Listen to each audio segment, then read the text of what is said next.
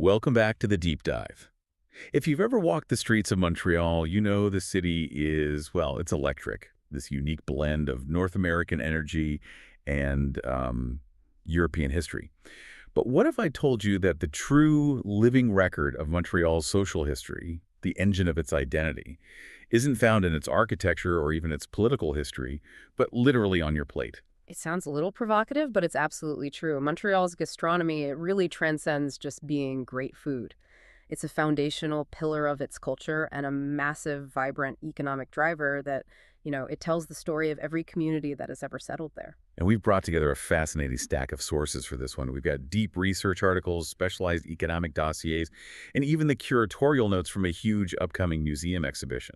Our mission is to really dissect these documents and uncover the key ingredients that define Montreal's hard-earned status as a true culinary capital. What does this massive intercultural engine mean for the city's identity and its economic future?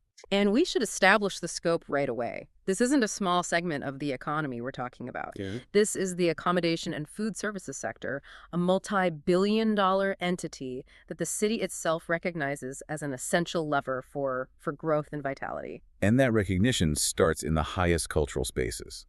It's truly compelling that the restaurant industry in Montreal is considered so essential to the city's narrative that it's being treated as a centerpiece of social history. It is. I mean, the McCord Stewart Museum is setting the stage for an immersive analysis with its exhibition On the Menu, Montreal, a restaurant story, which is scheduled from November 2025 to October 2026.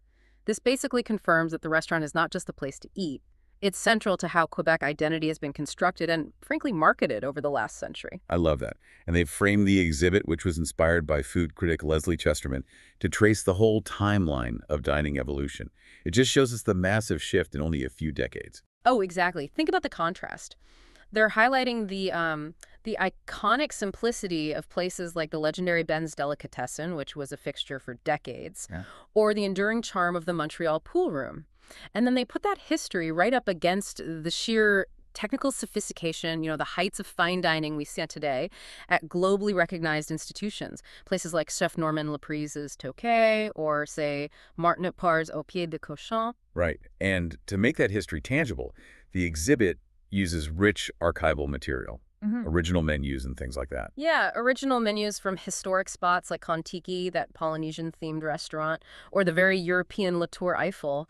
It shows that the restaurant has always kind of reflected the global aspirations of the city. So the museum's decision to focus on this, it confirms the restaurant's role as a critical social marker. Precisely. It's a stage where immigrants found jobs, where communities met, and where the culture of prestige and leisure evolved right alongside all the political and economic shifts. It's where the story of the city is told through shared consumption. Okay, let's talk about that story, because if the restaurant is the stage, then immigration is absolutely the playwright.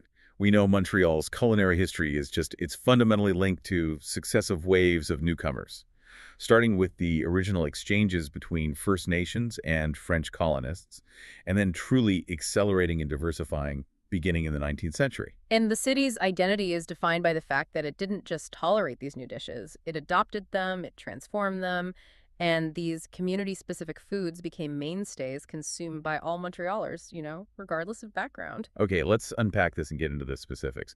You can literally taste the history of immigration in Montreal's most famous dishes. Take the Jewish communities that arrived from Eastern Europe in the late 19th and early 20th centuries. They gifted the city two of its defining street foods, smoked meat and the Montreal bagel. These weren't just new menu items. They quickly became civic symbols. And it's so crucial to understand why the Montreal bagel is so famous. It's not just any bagel, right? Unlike the New York bagel, which is boiled and then baked, the Montreal version is famously hand-rolled, then it's boiled in honey-sweetened water and baked quickly in a wood-fired oven. That distinct process gives it that slightly crisp crust, the deep sweetness, and a much denser texture. And you see the same transformation with smoked meat. The initial community dish was refined and popularized by places like Schwartz's Deli. They made a formerly niche product, this cured, heavily seasoned brisket, into a citywide obsession. That's interculturalism in action. And that pattern of adoption, it continued really rapidly post-World War II, especially with the huge arrival of Italian immigrants. Yes, that's when pizza and meat sauce spaghetti became absolute staples. And what's fascinating is how spaghetti transformed in Quebec. It became deeply integrated into family meals and popular restaurant menus, often served with this robust, slightly sweet tomato sauce that's uniquely Quebecois. We also see the long-term impact of Chinese communities. They've been present since the late 19th century, and their cuisine initially adapted to the local palate, giving us dishes like chop suey. But that evolved really quickly. Well, for sure. Now, we see massive diversification, from sophisticated Sichuan cooking to specialized dim sum places. But its core function is still vital. It's accessible comfort food. And often, Chinese chefs are at the forefront of the city's avant-garde fusion cuisine. And if you drive through any major neighborhood today, you see the stamp of the Greek community, whose numbers really intensified post-1960s. The Greeks brought the concept of quality fast food. They generalized souvlaki skewers and gyros across the whole urban landscape. It offered a middle ground between, North American fast food and sit-down dining, which cemented its place as an accessible favorite. And this diversification hasn't stopped. More recently, growing waves of immigration from Middle Eastern communities have popularized falafel and shawarma. They are now just ubiquitous, quick, and often healthy options. It just reflects the continuous transformation of the city's palate. It's a powerful narrative. Every single time a Montrealer grabs a shawarma or a smoked meat sandwich, they are participating in a century of social history. That mosaic is definitely the flavor of Montreal. But we can't ignore the foundations, the dishes born right there in Quebec that define the local urban experience. Absolutely not. You cannot talk about the local foundation without addressing poutine. While it originated in rural Quebec, probably sometime between the 1940s and 1960s, it found its mass audience and became a national emblem through the humble casse-croûte. And for listeners who might not be familiar with that term, what exactly is a casse-croûte in the Quebec context? A casse-croûte literally means break crust or snack, but culturally it refers to those small, often roadside or neighborhood snack bars. Diners, they're simple, working-class institutions, the place you go for steamed hot dogs, fries, and sauce. It was in these settings that poutine, the mix of fries, cheese curds, and gravy, was standardized and adopted across all the urban centers. And then there's the industrialization of the family meal, which transformed something simple into a massive standardized chain. That's the roast chicken phenomenon, and it was driven by Quebec innovation. Companies like St. Hubert, starting in the 1950s, took the idea of the family roast chicken and created a successful formula for mass restoration and critically standardized home delivery. This totally transformed how people ate and delivered a high-quality, reliable meal to the entire population. But if there was one single event that truly jolted the city's approach to dining, legitimizing all these foreign influences, it wasn't a dish. It was a world fair. Expo 67. We cannot overstate its importance. It wasn't about introducing one signature dish. It was described as an explosion of flavors and concepts. Expo 67 acted as the ultimate catalyst. The catalyst for what, specifically? How did it structurally change the dining scene? Well, before Expo, sophisticated dining was largely limited to classical French or established European styles, pretty narrow. When the world came to Montreal, the city was suddenly exposed to dozens of national pavilions offering unique, complex, non-European cuisines. This dramatically diversified Montrealers' tastes. It opened their minds to truly global flavors, and this is the key. It legitimized the experimentation and acceptance of previously marginalized foreign cuisines. After Expo 67, the demand for truly international dining just exploded. Now, we can actually track that cultural shift by looking at the gastronomic timeline.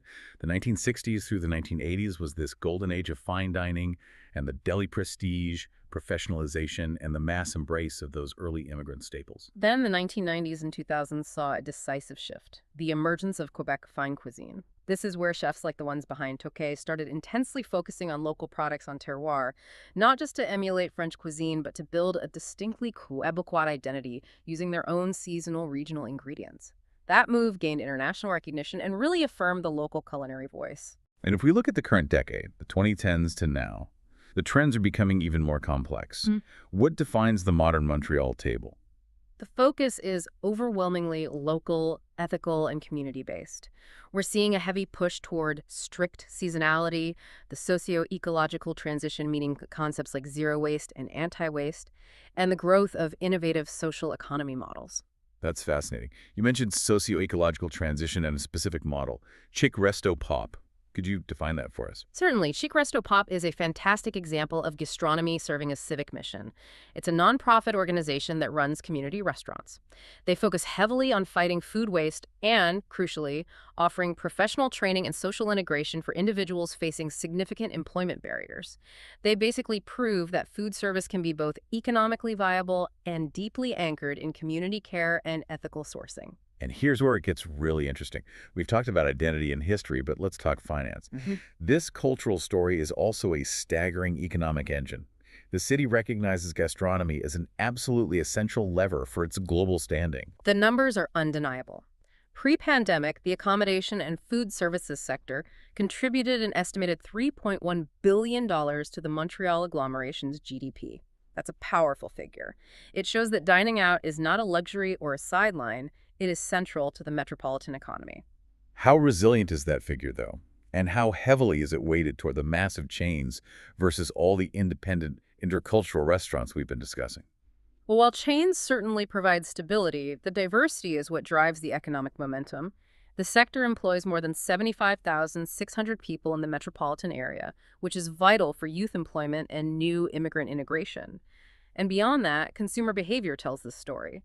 Montrealers dedicate nearly 40% of their total food budget to dining out or takeaway.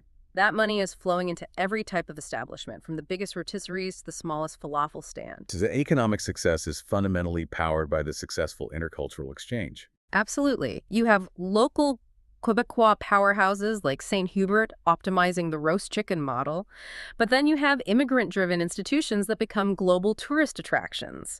Schwartz's Deli, or the famous wood-fired bagelries like St. Viateur and Fairmount.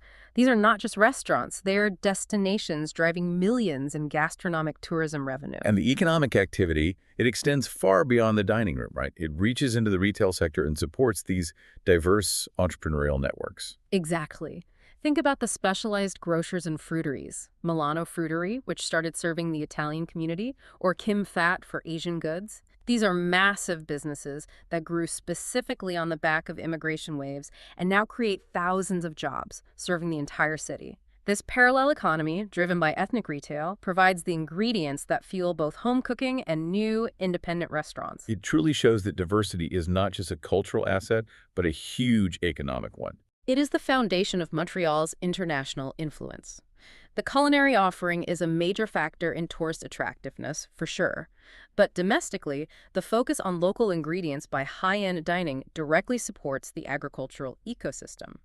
It provides stable, high-value opportunities for Quebec's niche producers. And bringing it back to the human element, the restaurants act as essential social infrastructure. They do. Restaurants, whether they're high-end or just simple neighborhood cafes, they're critical social and architectural markers. They contribute significantly to the vitality, the diversity, and the security of a neighborhood. They are the essential anchors and meeting points for residential communities, making the city livable. So we've come full circle. Montreal's table is a powerful living mirror of its social history. Every single adopted dish tells a profound story of meeting, of assimilation, and of acceptance. And collectively, this culinary landscape is the true, resilient engine of the city's interculturalism and its future economy. So what does this all mean? It means the constant blending of traditions is not just about culinary fun. It is the source of Montreal's economic resilience and the continuous renewal of its cultural identity. The historical willingness to adopt, transform, and celebrate these global dishes is what solidified Montreal as a gastronomic giant. And if the adoption of immigrant comfort foods like smoked meat and pizza define the 20th century, we have to look ahead. How will the current intense focus on ethical sourcing, the socio-ecological transition, and the growth of essential community-based social economy models like Chic Resto Pop, where the plate is now both delicious and socially responsible, how will that redefine Montreal's culinary identity and its global reputation over the next 20 years? That's the direction the city is cooking in.